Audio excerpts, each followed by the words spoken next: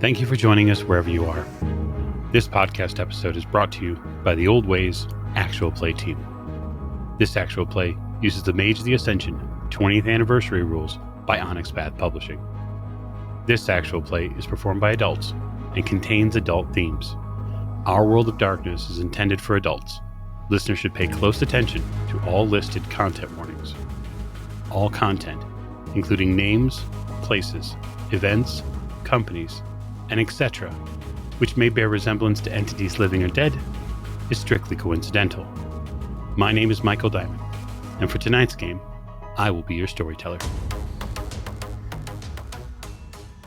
Thank you for joining us again on another episode of the Old Ways podcast. I am your storyteller this evening, Michael Diamond. My pronouns are he, him, and we are back with another episode of Mage, the Ascension of Babylon, our Mage 20th Anniversary Edition Chronicle. We'd like to welcome you in and thank you for joining us and listening here, as such wonderful people do, including our epic Patreon supporters. You can join them at patreon.com/theoldwayspodcast. You can also see playlists of all of our episodes over on YouTube. So just to type in the Old Ways podcast on YouTube, you'll find us, subscribe, and stay up to date and enjoy all of those wonderful playlists. And you can also see us do our thing on Twitch at twitch.tv/theoldwaystwitch. We'd happily take your subscription and follow there as well. And so now I'm going to get to player introductions, which will begin to my right. Hi, I'm Allie, and I play Kaylee Hannah Godfrey, and I made a nice dent in this automaton, at least one. Indeed. And next to Allie. Hi, my name's Lecco, and I play the very recently combat christened Dante Maxim Vargas Bailey, who has always thought dolls were kind of creepy, no less so when they are ambulatory, aggressive, and asking about reality nipples or some shit like that. And with Dante. I'm Bunny, my pronouns are she, her, and I play Dante's tutor. I do not like automatons being fancier than clockwork arrangements. I do not like that however much life can look like matter in this era, it's gone too far. I appreciate your opinion. It will not stop me from using clockwork automations. At the end of the table. This is Jake, and I'm playing Oliver Devereaux, and I had been viciously attacked and horribly disfigured. Indeed, you have. More on that later with Oliver. This is Silas. I will be playing Oliver's best friend, Suits. And isn't life just so much better when you're not stuck in the library? Yeah, a little bit more dangerous, but arguably better. And next to him. Hi, this is James, and I'll be playing Adam Harrison, who is just looking forward to everything being nice and calm now. Everything will just be nice and calm, I'm sure. Oh, yeah. No, you've been part of several pre-finale episodes on this podcast. You know that they're all nice and calm. Oh, yeah. Smooth sailing from here on out. That's correct. And we have a special guest with us tonight. So last but most certainly not least. Hi, I'm Skip. I'm playing Dr. Robbie Johnson. And apparently I'm going to be making a house call today. Whose house? Ron's house. So we are going to get started right where we left off. Now, listeners, you may have heard an episode that landed just previously to this that was maybe a little bit different than you were expecting. So we're going to wind the clock back just a few nanoseconds to when the group opened the nearby van and saw strange slots that these automatons that are covered in this sort of rubbery skin-like material could slot into. There's even these little ports that they can plug into for seemingly to have power, all under the cover of night and the continuing swirling wind and dust outside the sphere. Now, to remind our players, the dust last episode was confirmed to be potentially, well, former people material. Something like that, something akin to it. It had a strange vibration, a bit of a hum on the prime energy waves. I'm sure there's nothing to be concerned about by being covered in it. But that said, we'll pick right up there with the 4 mages and their spiritual counterparts, so to speak, as they investigate the van. I guess as we were throwing the bodies into the van, right? That was the plan. I believe so, yes. It's a good place to hide them. So I guess as I kind of toss mine in, I will ask, can someone help me make sense of what just happened? Like, I know what I saw. I know what we had to do. But this is not cool. This is wrong on so many levels, man. So I got nothing.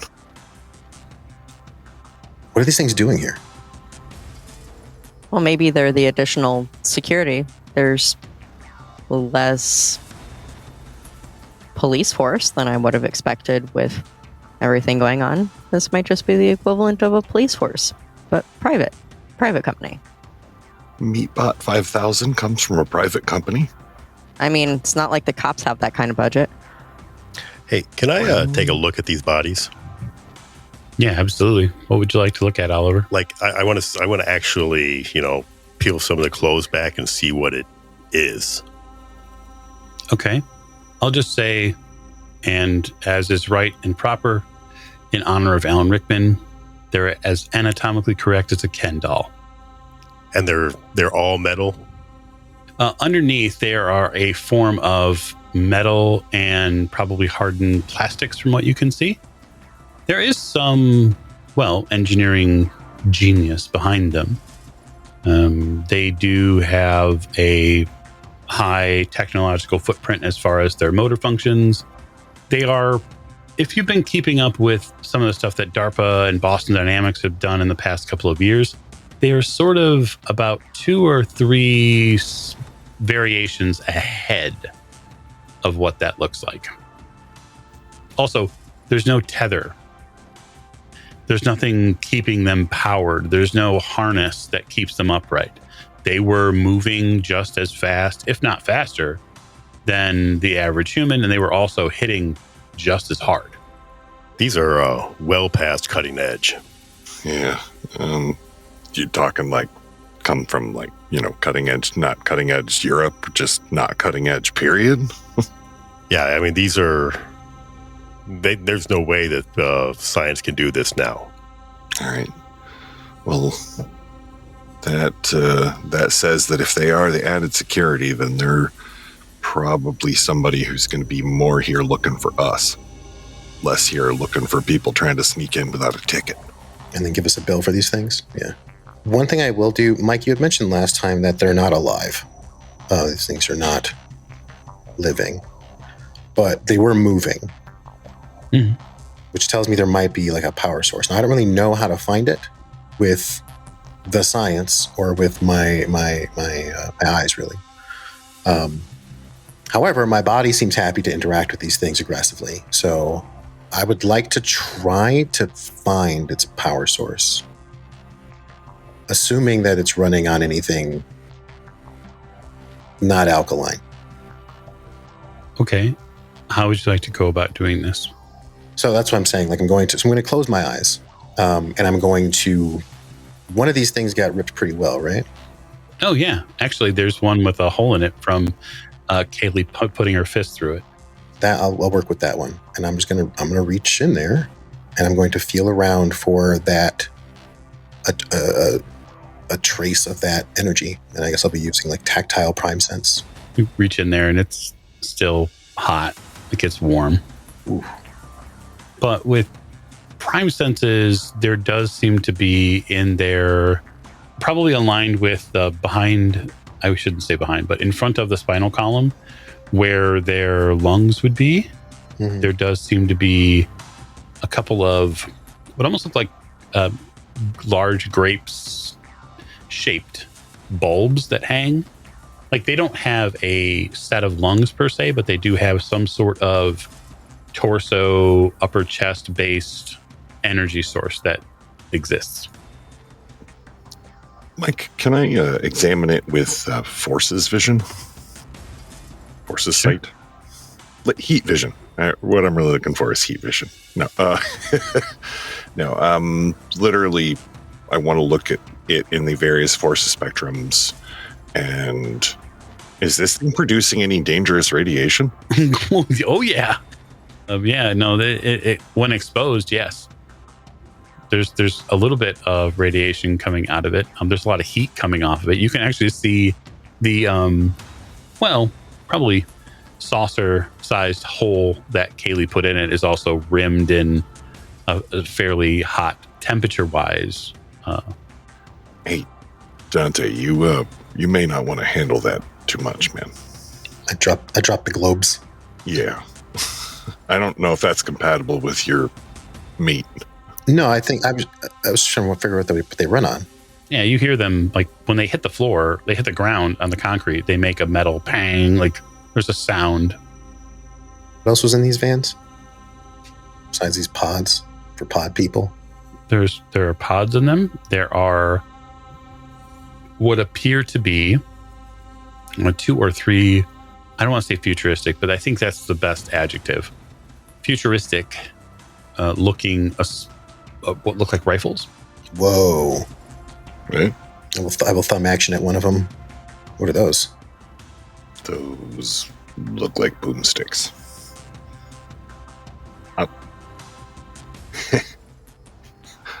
I'm going to take one out of the van and just look it over.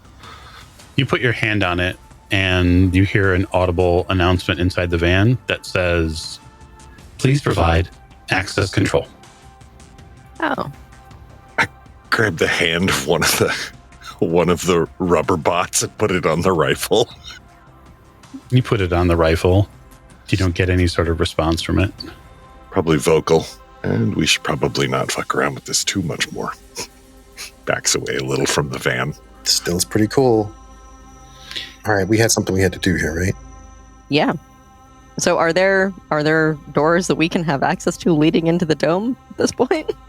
There are doors that are nearby, a couple of steel double doors like you would see outside of a freight delivery area or a business. There's no windows per se, but there are doors there. You also know from having walked up on the sphere from behind that there are several of these vans that are deployed out here. So you're not sure how many more of these automatons there might be lurking. Hey, Alp, are you okay? The thing got you pretty good back there. Yeah, I think I'll be fine. It just looks worse than it is. Is he lying to me? Does it look worse than it is? I guess how many boxes of damage did you take? 2. 2? Yeah, I mean, to life sense that you would have fairly easily. Is it lethal? Yeah, so yeah, he's not, that's not right. All right. Well, just let me know if it gets too bad, all right? Like, we can patch you up, but I'd rather just you not get hurt again. I'm more pissed off they ripped my jacket. This shit's vintage. Is he bleeding everywhere? Is he bleeding all over the place? It's lethal damage, so you would be bleeding, yeah. All right. Let me at least stop the bleeding, because you're leaving a mess everywhere. While this is going on, Robbie, you have just spoken with Father Price at the church. You have learned some very important information. Given the windstorm, given the dust, and all of the things that could potentially mean, what steps are you going to take? How far is the church from the sphere? Given the streets and given the traffic, which right now has been pretty low because the city is in effect on lockdown, it's probably a 15-minute drive. 15-minute drive. Would it be safe? Would I feel like it's safe to take my car there quickly, or would it be better to do something else, transportation-wise? I suppose that would depend on what the something else was. You have seen people driving on the streets, although a lot of the news reports and the drone camera footage from like stoplights and the tops of buildings, it has gotten a little Mad Max out on the streets of Las Vegas at this point. Okay. So if you're going to go and you're going to drive your car, it will be, we'll just say, an interesting experience.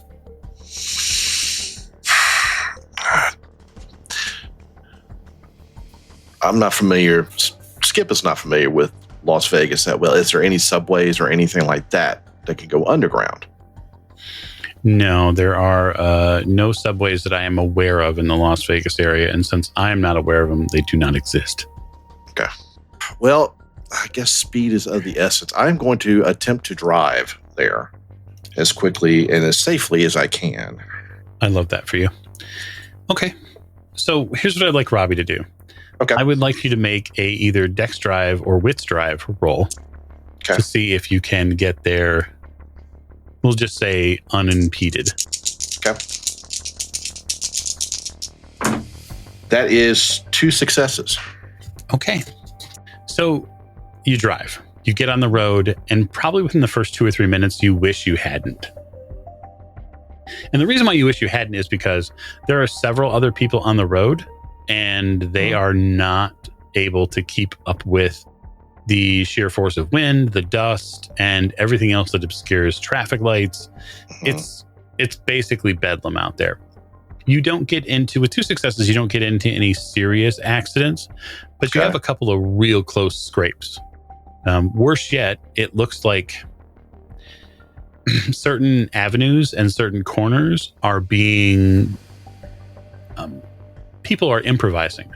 And they're parking cars in certain spaces to create what are in effect sort of like pit traps for people to bump into and then people to get cars stolen. Then is there a safe place to park close and then do my best to get there on foot? Yeah, there's a fairly large parking structure that sits behind the sphere itself, but there's also, you could technically park right in front. You would just be sort of subject to the whims of anybody who might want to come by and decide to make your property their property. I don't want to do that. Even though my insurance is paid up, I really don't want to go through all that paperwork. So I'm going to park as best and as hidden and as safe as I can from that point. Okay. So with your view from behind the sphere, what you would see is a lot of trucks, a lot of vans that have been parked in and around the perimeter. There's this back loading area behind the sphere. It creates a semicircle behind the sphere itself that's used for loading and unloading. And there are an awful lot of, we'll just say, nondescript white or gray vans that sit behind this space. From the place that you park at, there is probably a bit of acreage between the parking area and the sphere. Do I see anybody out in this area or just the vans? Perception roll, it would be probably a 3 success requirement. Okay. Just perception by itself? That'd be perception and alertness. Alertness, thank you. Unless you're using mystical senses in an attempt to accomplish this. No, I think I'll just do it regular right now. 2 successes. Yeah, there does seem to be one of the vans that is, if there's a disturbance there, you see a couple of silhouettes near it. And you can see that these silhouettes from here are casting a little bit of a shadow against some of the space. Okay.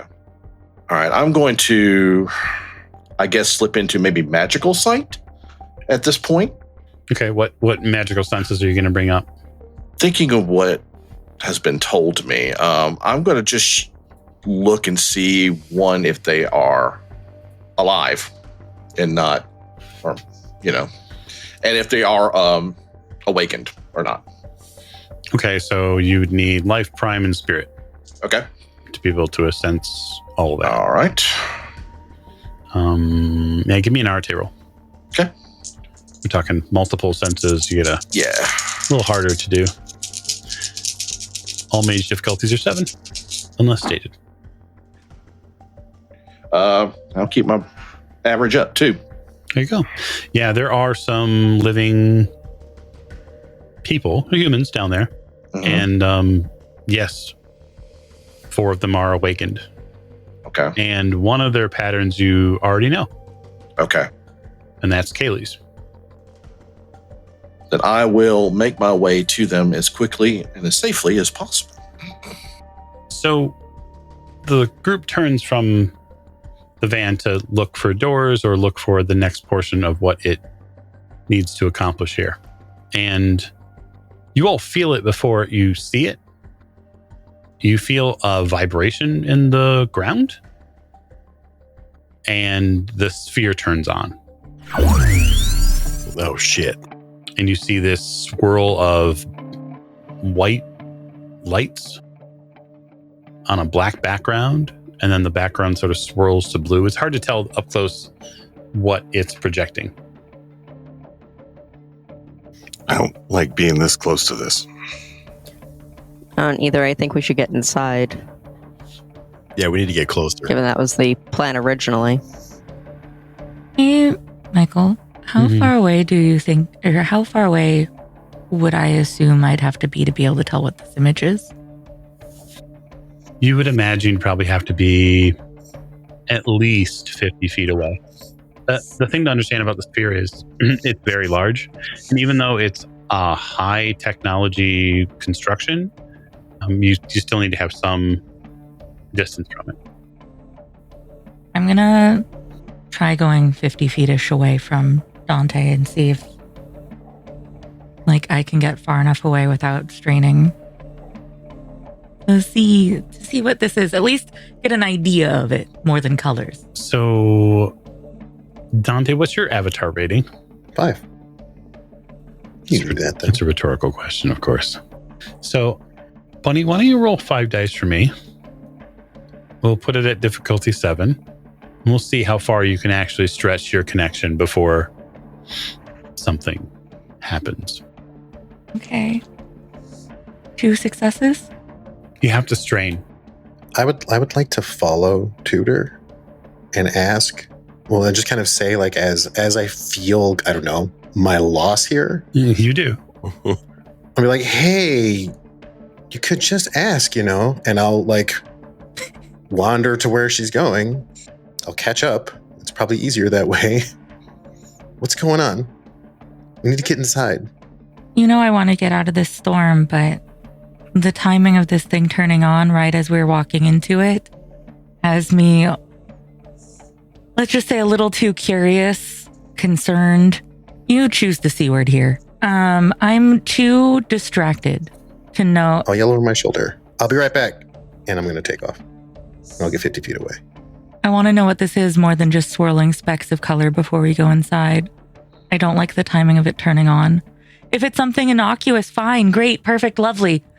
But this feels wrong. This feels weird to me. It feels like you're going directly into a trap full of automatons and you just awakened and I don't want to lose you yet. So I'm checking what this is to see if it's, I don't know, something normal for Vegas from what I've gathered of Vegas from you, or if it's some bullshit that we should know about. I mean, we're both checking, so here we go. Did I make it 50 feet away? Yeah, you make it. You actually, as you back up and head that way, you see someone else coming from the parking area, coming towards you. Then my back will hit the wall. Which wall? Whatever wall I can get to that kind of, I don't know. Oh, the wall you have to crawl back or climb back up to get back onto the grass. Yeah. Yeah, that one. I have to go up there anyway, right? So. While walking up, do I see the sphere kick on? Yeah, you do. If my sight is still active, do I get anything out of that? Good, yeah. Yeah, so when it activates for you, Skip, given that you have all of those different senses up, you see something that looks like something woke up. There are relevant presences of both life and prime and spirit swirling in that sphere. Oh my. If you didn't know, actually, you have medicine, don't you? Because you're a doctor. Yes. Why don't you roll me perception medicine? I would love to. 5 successes. Holy moly. If you didn't know it any better, you would say that the sphere has all of the traits, all of them, of an amniotic sac. Okay. I will actually pause for a second and just continue to stare in amazement at that for a moment. Okay. So I basically end up running back to the group immediately. And I say, somebody's coming. Yep. What do you do, group? To break for the door? I'll break for the door. Tudor did not follow him back, if she can help it. She can. She has successes. Do we know if they're with us or against us? I have no idea. I'm going to say against. Are they a robot? I didn't stop to ask. You should always stop to ask. I say we go inside. Agreed. I was already standing at the door trying to get the doors open to go inside. Y'all are wasting time. I don't know what to tell you. Easily distracted. Is the door able to be opened, storyteller? You don't want my technically correct answer. So I will just say that when you try the door, it is locked. Cool. I don't suppose that I get to be lucky and maintain the aggravated pummeling damage that I had last session. Oh, no, not at all. Dang. That scene is over. I mean, I could just enchant my hands again and just punch my way through the door. Sure. I'm sure reality won't mind at all. Are they double doors? How strong does the lock on this door look like? So I'll answer both questions. Yes, they are double doors. And how strong do they look? These are a set of metal exterior doors, like you would find on any modern business. Hey, why don't you give it a good yank? I think the lock is probably rusted. Well, I mean, with all this sand and whatnot, can't see why it wouldn't hurt. All right. So Adam plants his foot on one door, grabs the handle of the other door for leverage. I'm going to use entropy. Oh, yes. And Adam is actually going to be making a life prime. He's going to fuel his own pattern for one more dot of strength. Okay, so we'll let Oliver roll. Now that is coincidental because hack locks fail all the time. Mm-hmm. So that's it's 3 plus the highest fear, right? It is. That's the difficulty. Okay. Yes. I got 2 successes. I'll allow one of those successes to be passed as a strength success for Adam in his attempt. Fantastic. Do I need to roll Arte or do I just roll strength? You roll Arte to enhance yourself first. Okay. I got 1 success. Okay. So you would add 1 point to your strength, and you can now make a strength roll. Okay. Lovely. 2 successes. Okay. 3 with the one from Jake. So you begin to wrench on the door. So what'll happen is you'll pull on that doorknob and you'll break that doorknob. That's what will happen. Now, that doesn't mean that the doors don't open. It just means that you rip the door handle off, which is not, as they would say, very helpful for opening the door in a normal manner. It means that you'll have to sort of reach your hand in there and push the lock aside.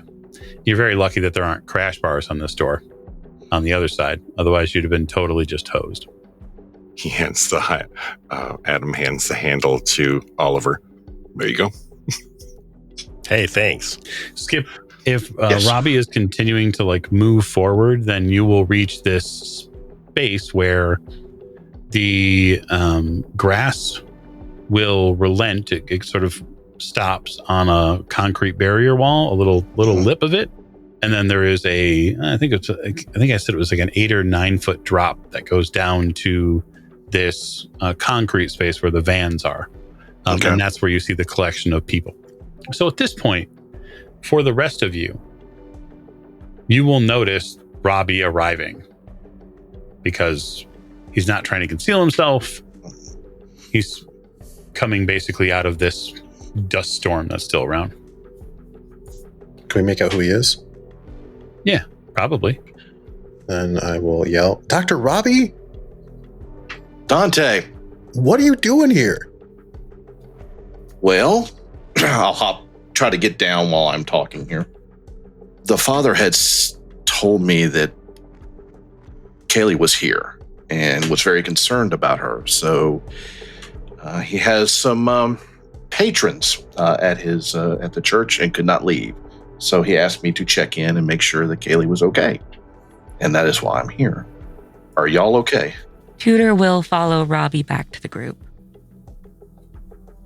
Yeah, the really the biggest picture that you get at 50 feet is for Tutor, just to make sure that Tutor has this information before she leaves, because she did go back for it. It looks like a swirling image that those little points of light look to be, I guess the best you could say would be like some like pinpoints or finger points being pushed against the inside or something. Oh, okay. Yeah. Tutor's going to follow Dr. Robbie back. Tutor, are you visible? I think only to Dante. It's not one of those Peter Pan ripped off the shadow kind of moments, so. Okay. Well, then I will approach the group. He hasn't let me out to play since when you were here before. I'll point at the broken door. Have y'all looked at the sphere? I mean, really looked at it? No, it just lit up. We were here when it turned on, and so you can see our view is limited. You could say we're actively trying to not look at the sphere by going inside. Probably a good thing. Dante? It looked like fingers, like pressing against something from the inside. Like it looked like the way that would look. Like if you pushed against like a curtain, or like the inside of a balloon or something. You know what I mean? Like it looked like... Yeah, something is trying to escape. Yeah. That sounds pretty awful. I don't like it. I don't like this for you. I mean, it also makes sense because that Umbro Lord or whatever the hell it is trying to come through. As Robbie approaches, the first thing, since he's a doctor, he's going to look over the group and see if there's any bloodshed or any broken limbs hanging out or anything like that. No broken limbs, but Oliver's coat is ripped and he's bleeding. Okay. For those of you I haven't met, I'm Robbie Johnson. I'm a doctor. Are you okay?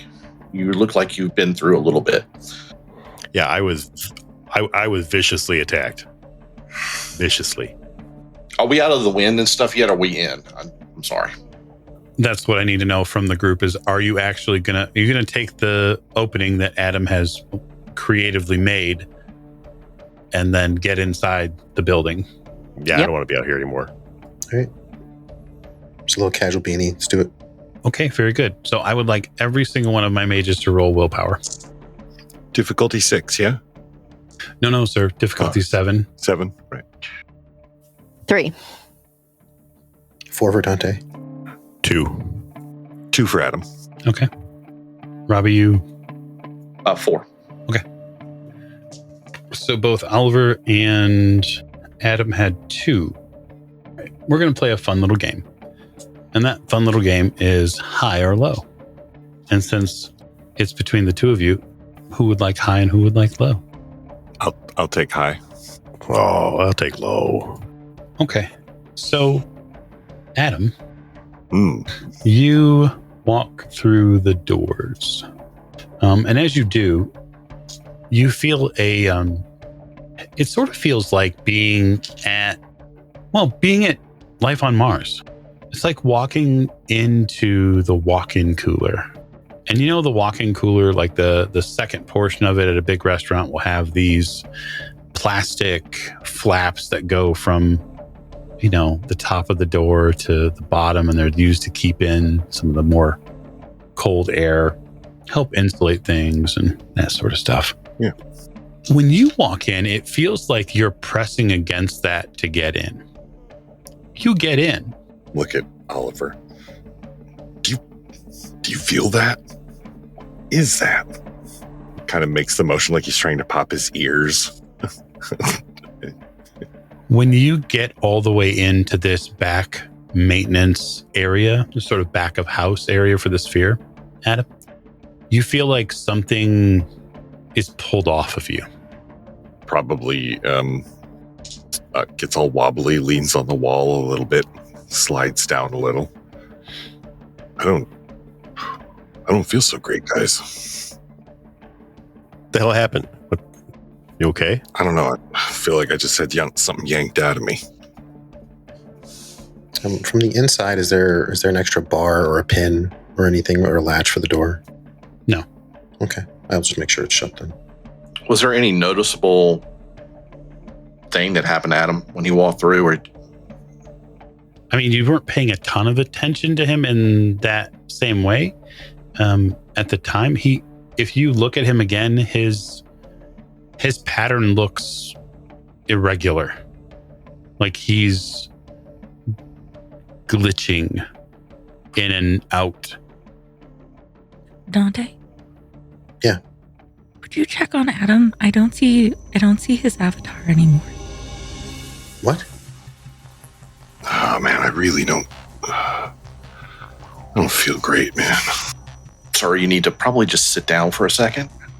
Oliver, as much as I'm not disappointed to not see the bear anymore, that may not be the best for Adam. Adam slides down the wall to thud on the ground. Shit. Yeah, I'll go keep him somewhat upright. And what the hell's happening? What do you mean the bear is gone? What? Who said your bear is gone? What bear? Well, no, that can't. No, I mean, they haven't been around for a while, but not gone. Adam pushes himself up, wipes his forehead off a little bit. I don't understand. Hang on. My bear can't be gone. I was told that can't happen. I always keep an eye out for the other avatars in case I need to talk to them when you're busy, and Adam seems off. You guys should get out of here. We should probably all... Why would we leave you here? That seems really silly. Or we should figure out any one way or the other. Obviously, we're all stakes on the table, so we should get this done as quick as possible. Yeah. Come on, my man. Let's get up. Let's go. Yeah. So for the near future, you are down 2 dice on any physical use. So that's any physical skill, any physical interaction, except for stamina, which I won't penalize you dice for if you have to soak damage. Right. Not that you'd have any reason to soak damage anytime soon. And then from now until the situation corrects itself, all of your mystical and awakened powers, we'll see what happens when you use them. Well, at this point, Adam's burly self leans on, well, not Oliver because he's wounded, but you crush him like bug. I got you, man. Let's go. Thanks, man. I will also step up and help. Yeah, between Appreciate the two of you, I mean, Adam has the huge guy merit, so he's a big dude. There's a lot of Adam to carry around. There is. And did anyone actually heal Oliver? Just wondering. I know people have talked about it twice. I didn't have enough to actually treat him, but all I could have done was really prevent him from getting worse. That was all I could have done anyway. That's what I was about to do. Let's do that. Okay. Oliver, is it? I'm going to just hold on a second. And he'll touches the cross that's a bear around his neck and put his hand on the wound that he can see. Oh, shit, he's doing it. Uh-huh. And then try to close it. Okay, so I want us to be absolutely clear, and I say us as a collective mage group. I want you to understand how I see mage. You're going to roll Arate. And the reason you're going to roll Arate is because this is something you are willing to happen through your avatar, through your empowerment, your path, right? I like to play mage touch tap. And the reason why is because I feel like mage is much more fun that way. Now, you can totally heal Oliver, but this will be vulgar because you are literally saying, God, close these wounds. And that's okay. So we'll just have to, we'll roll with it. And that's something Robbie would totally do in this point. So so it's vulgar. It's without witnesses because that is the way it goes. Difficulty is highest sphere +4. You could spend quintessence or willpower should you so choose. Live streams it. let's see. I will use 1 point of willpower. Okay, so that's good. That's the good old prevent a botch from happening. Yeah. Okay. I'm imagining Robbie probably doesn't need a focus for life, right? So that's like a -1 the difficulty. Yeah. Because he's definitely using one. Yeah, he's definitely using one. Yeah, Robbie's Arte is hard enough, but he could drop his life focus. Yeah. Do 10s explode on this? Oh, yeah. Okay, good. Wow. I got 2 10s, and then I rolled a 9 and a 7, an 8 and a 9. Whew, boy. Okay, so you're using life what? Life 3. Okay, so vulgar without witnesses, you gain 1 point of paradox. Okay. And 1 point per dot in the highest sphere. So that would be 4 points of paradox you generate when you do this. Okay. So Robbie puts his hand on you and he starts, I don't know, is your focus the cross, or are you going to pray, or how are you going to deliver it? He touches the cross and then murmurs prayer of healing, basically. Okay. But he does touch the cross when he does it. So you touch the cross. He murmurs a prayer in front of you, Oliver, and you feel your body stitched back together. Oh, shit, man. That's some cleric shit. Doing so, Robbie, generates 4 points of paradox for you. Okay. You are completely healed, Oliver. It's really good that it was life 3, because life 4 would have meant 5 points of paradox. But we don't want to have to deal with that just yet. No. So you have 4 points of paradox in your pattern. I'm sure nothing bad will happen with that. No, of course not. That was awesome. Clarification question real quick. Sure. When he generates 4 points of paradox, is there any indication for us awakened, new, who have never encountered paradoxes that we know of? Just, I mean, do our ears Speak pop? for yourself. Well, I mean, that we know of, you know. Yeah. I would say that the air smells a little bit like frankincense and myrrh all of a sudden. And Robbie's eyes for probably a good 10 to 15 seconds glow like the sun. You got 99 problems, but a flashlight ain't one. Oliver, how do you feel? I feel tip-top. That's amazing. In normal circumstances, I would have done something different, but considering where we are and what we just walked through, we all need to be kind of full strength. I don't know if any of you saw what I saw when I walked in, or how familiar you are with like medical terms, but it looks like we just walked into an embryo. What? Yeah, now that Robbie mentions it, you realize that the walls in here are a little discolored. Like, they don't look like painted concrete that you would assume. And for you, Suits, there's an underlying scent in here that you smelled before. It's a little too close to phosphorus. There's worse problems to have there. It's powerful, right? We must be in the right place. What is wrong with this place? Well, this place is wrong, right? I don't think we have that much time to go into what's wrong with this place. We should have checked something out, right? What's the plan? Well, let's move forward. So, in all actuality, as far as the pattern of the hallway goes, you can't. You either go left or go right. Well, because it's a sphere. Let's go left. I got a good feeling about left. Nothing wrong ever happened with going left. That's right. I've come to trust Oliver's hunches. He does have good hunches. So you go left. You begin to walk down and around this outer portion of the sphere. And inside the building, there's essentially different methods of going deeper in. So imagine it like a stadium that has walkways on the outside. This is an enclosed hallway. And every so often, there are a set of doors that you could walk in to go deeper in. The environment, though, is a little strange. And I say strange because the walls here continue to look discolored the further and further you go. So after 20 or 30 feet, they look more like a mottled gray and beige color. They lose the sort of characteristic off-white eggshell paint that is so desperately attached to our corporate culture. And beyond that, too, you begin to come across pieces of automatons, broken ones that have been ripped apart. As we're moving along, we're still kind of half carrying at him, right? Dante will begin talking to himself.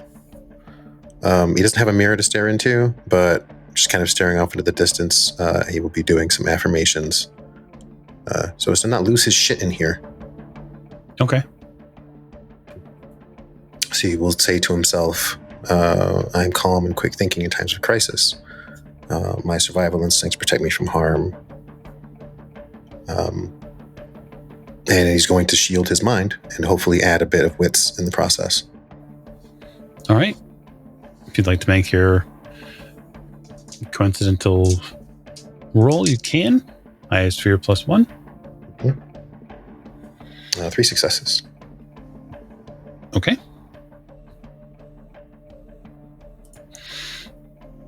It's a little harder. It feels a little harder to do in here.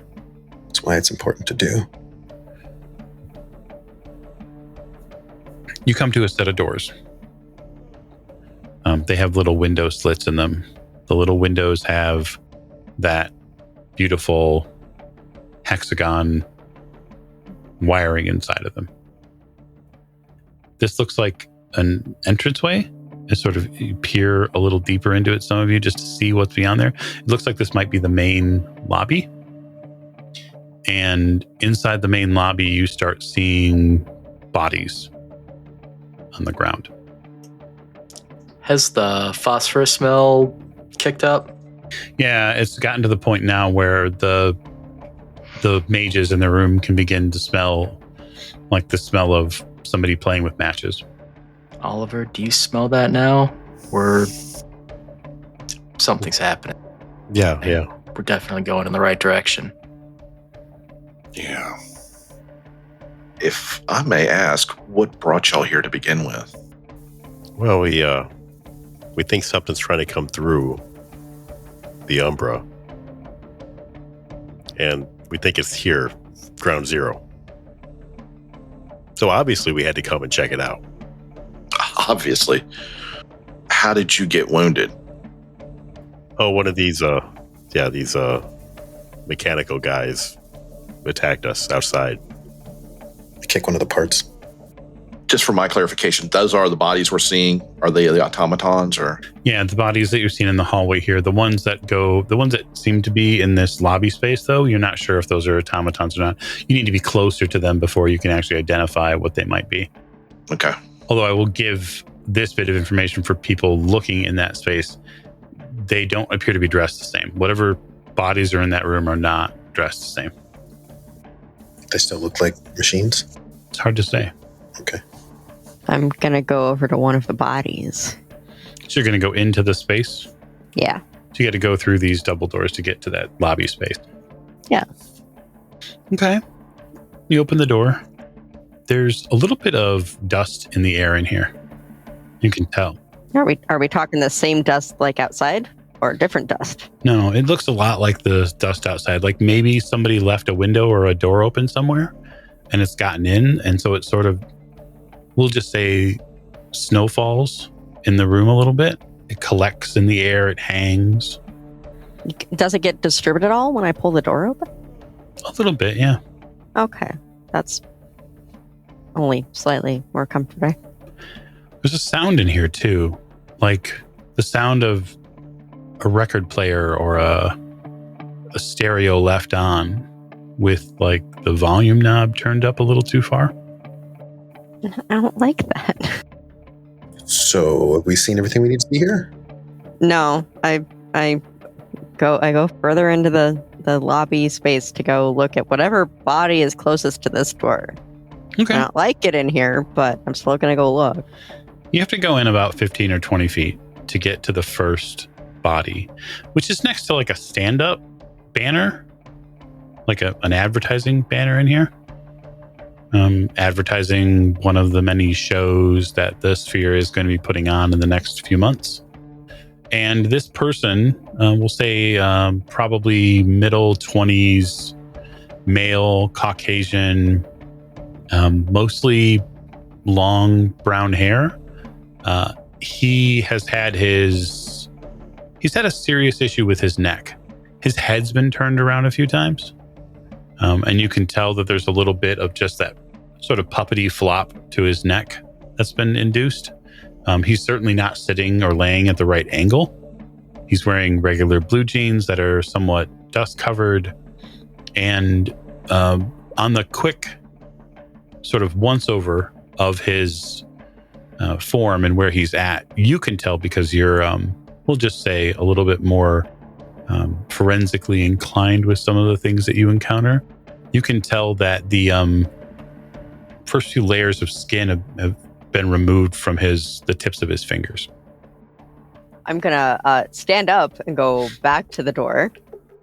I don't know if there's anything in there we need. Is it a robot? No, and I'm gonna come back out and I'm gonna close the door. We probably have to get to the center of the sphere. Yeah, let's take a minute and think about this. So, I realize that it may be too late, but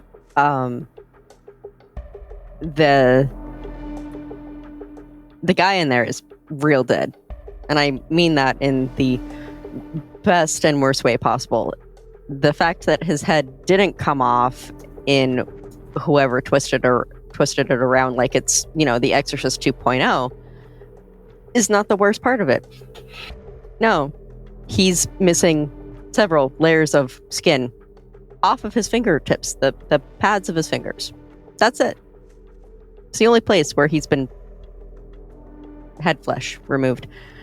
And there's more people in there, and I get the feeling that it's going to be more of that.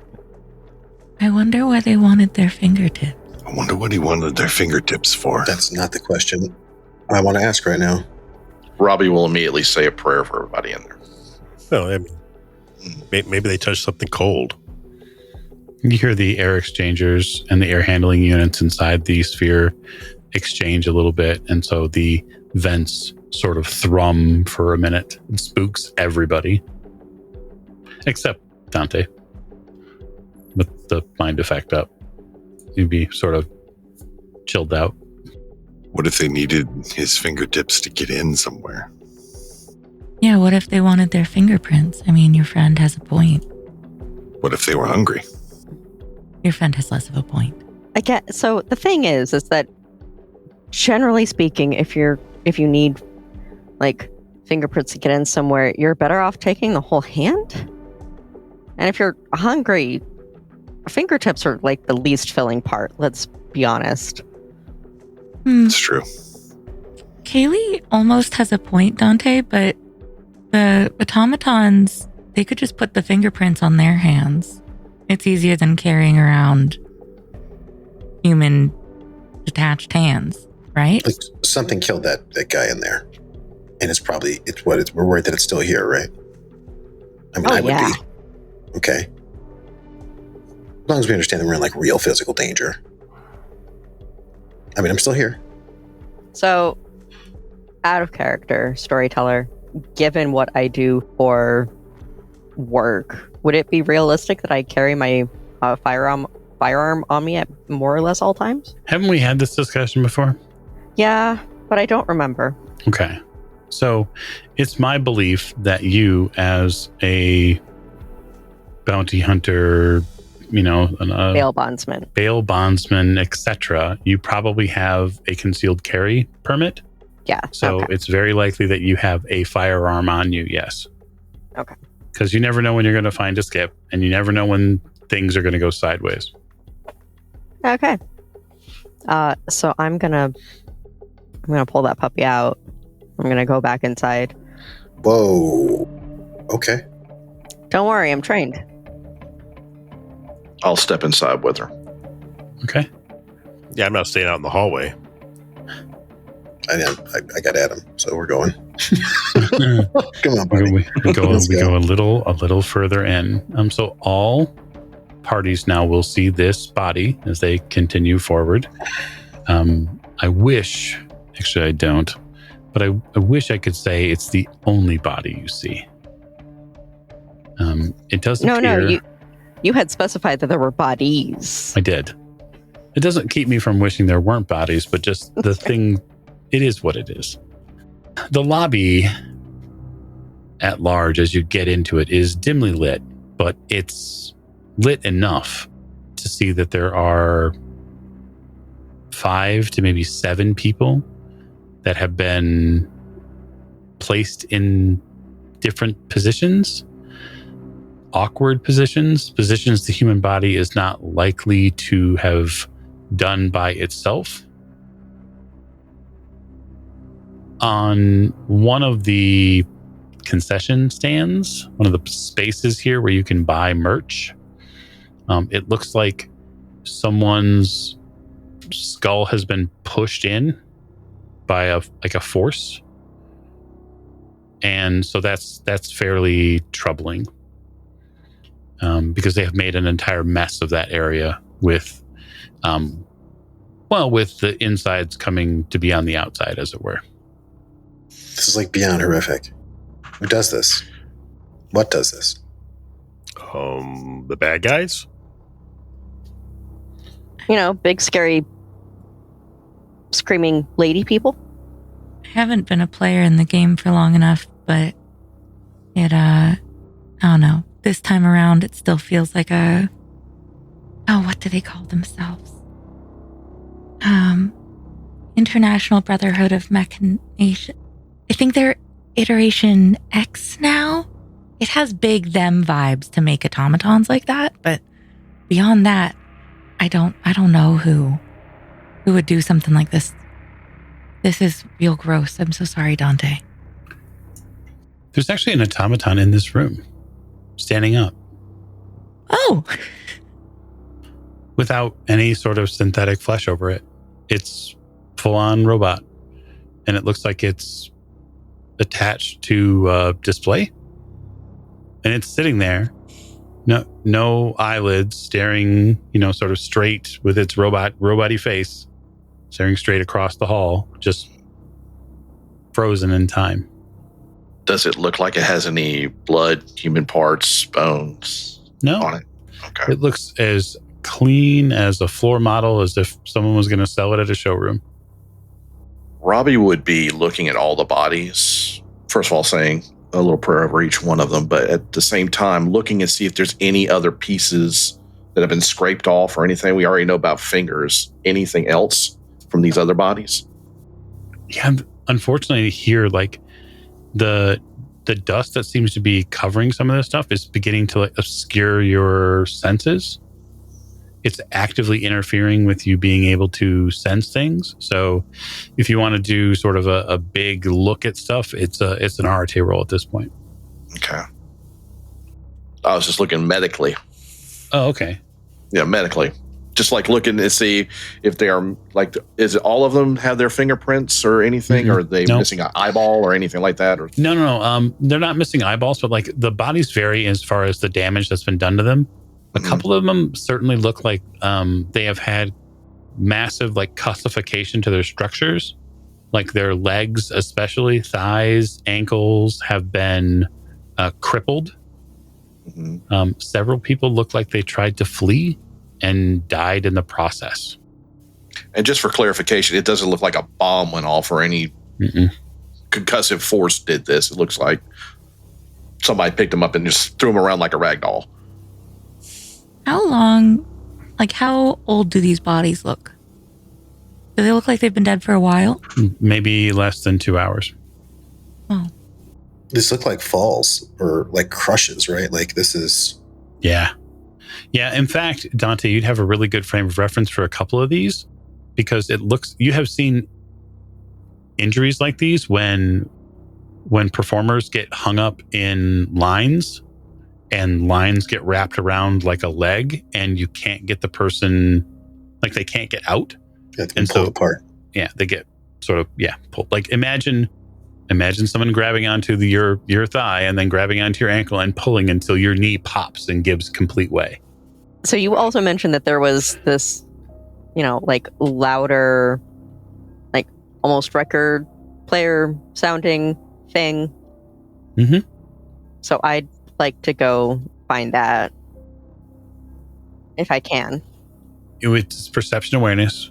You need 3 successes. These people got tossed around by something really strong. You can't fly in that direction unless you're launched. Those automatons seemed strong enough to launch somebody, though. Not nearly. Not like this. 5. Yeah, the noise, Kaylee, for you seems like it's coming from deeper within like the theater area of the sphere. Okay. What can you tell me about the automatons when y'all encounter them? They murmured some stuff about reality ripples and then came after us. Tried to grab us up. We fought back. They didn't make it. We threw them back in their vans, where their little bot pods are, I guess, and their guns. Way more cutting edge than they should have been. Not like any machines I've ever seen. I mean, these things are, well, from the future. Can I go through the pockets of some of these bodies to find maybe IDs or something? Yeah, sure. All that. A couple of them have wallets. You see people's cell phones.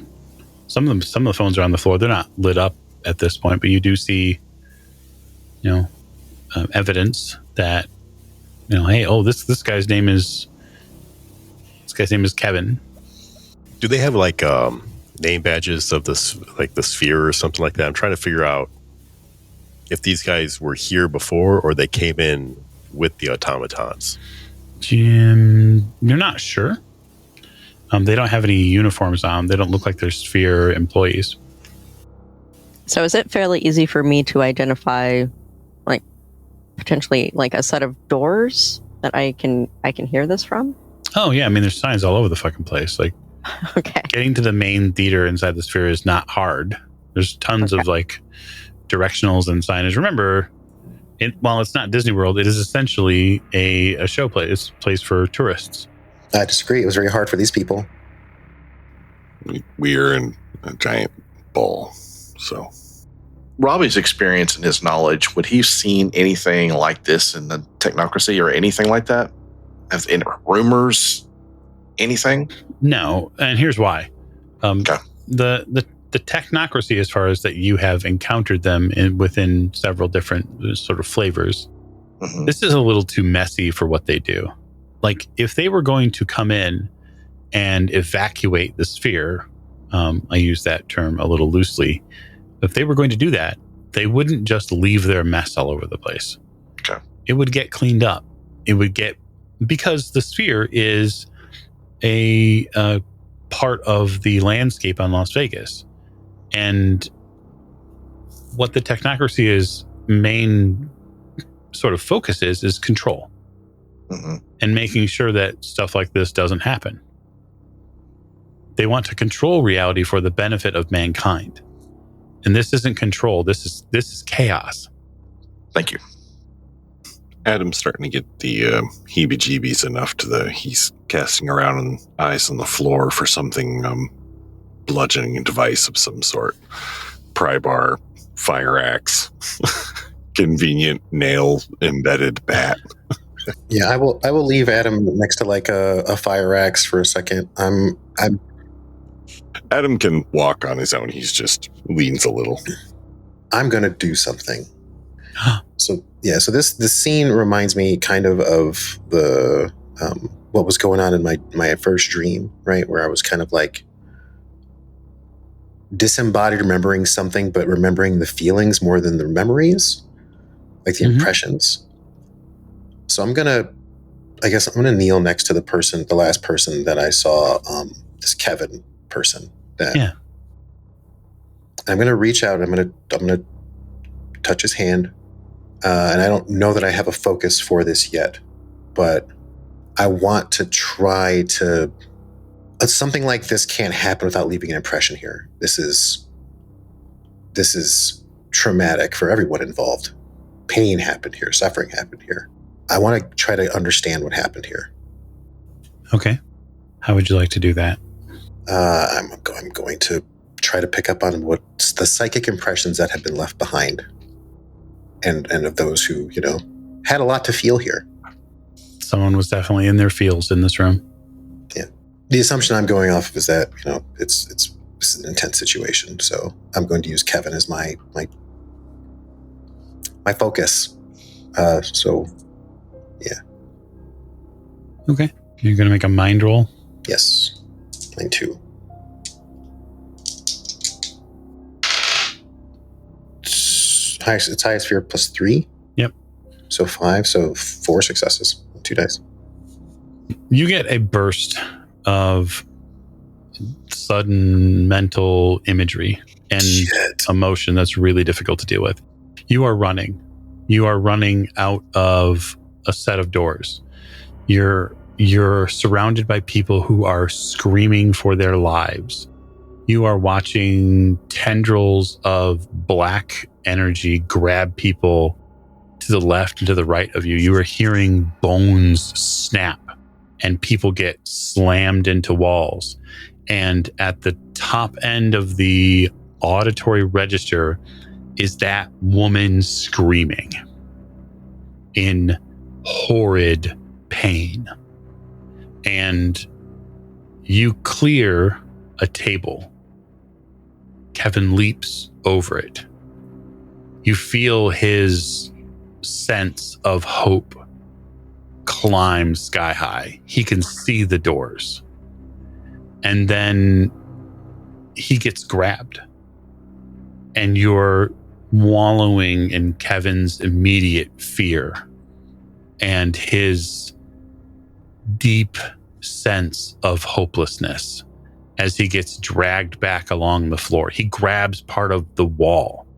He grabs onto whatever he can to try to keep himself from getting pulled. And he eventually gets lifted. Your vision, you see him get lifted off of his feet, just in first person. And then you hear it before your vision blackens. You hear his body snap like a rubber band. You feel all the pain all through up his legs, his upper and lower spinal column, until his neck snaps against the carpet. Okay. I'm likely going to react to this. Mm-hmm. I will brace against whatever brace I have mentally at this point to try to keep myself sane and separated, but it's probably Tudor. I scream for sure in pain as I kind of fall back away from his hand. Fuck! Shit. What's wrong, Dante? She did it. She, screaming. She did all this. There were these black tendrils throwing everybody around and... Oh, fuck, Kevin. I'm so sorry, man. Yeah, this was her. Somehow. Who the fuck's Kevin? This guy. I pointed at him. The one whose wallet you have. He almost made it out. Ah, shit. Well, that answers that. Tudor's gonna hug Dante. Mostly because she knows that it feels weird and mercurial and all of the things. And sometimes the best way to get out of what a human is feeling and their brain is panicking about is a sensory experience that they're not necessarily expecting, like holding ice or things like that. So she's just gonna bear hug him while he's going through what he's going through. You do so. Sorry, I had to know. No, I'm proud of you for finding out. It was a good use of your talents. Adam, you find an axe or something? This shit is so dangerous. Well, I haven't been exactly in a hurry to look, but it kind of pokes around in a couple of the maintenance closets or what around in the area. When he mentions tentacles or anything like that, does that any occult knowledge? Have I ever heard anything like this? I guess, do you have any cosmology? I do not. I just have 2 dots in occult. I mean, there's tons of occult shit that talks about tentacles. Yeah. Mm-hmm. Tentacles could be anything. As far as the fire axe question, Adam, you do find... I'm going to say you don't find a fire axe because, quite honestly, in modern buildings, fire axes aren't a thing that is just kept around anymore. Right. Because the axes are left with the firefighters. Right. Rather than just, hanging out. Now, if you wanted to coax or attempt to coax any sort of entropic magic to better make your chances better of finding something like that, that is totally up to you. Not in my wheelhouse. So he, after a brief search, he will. These have never let me down. You find a program. You could roll up. I roll it up and I get ready to whack her on the nose. Just swat her on the nose with the rolled up program. No, bad. I'm gonna get myself a mop handle. How's that sound? There is probably a mop or a broom handle, like a dust broom handle. Sure. Do they have one of those lines? That with the velvet lines that has the 2 metal poles? Oh yeah, absolutely. Stanchions. Grab one of them. Mm-hmm. Yeah. Grab one of those. Okay. Do your best to arm yourself, those of you who want them, with some bludgeoning objects. Terrified. The theater awaits. And it's going to have to wait for next episode. So thank you all for joining us on this episode of The Ascension of Babylon. We're all here. Now is as good a time as any. So we'll see you next episode, and I will just say good night, and to my players, good luck.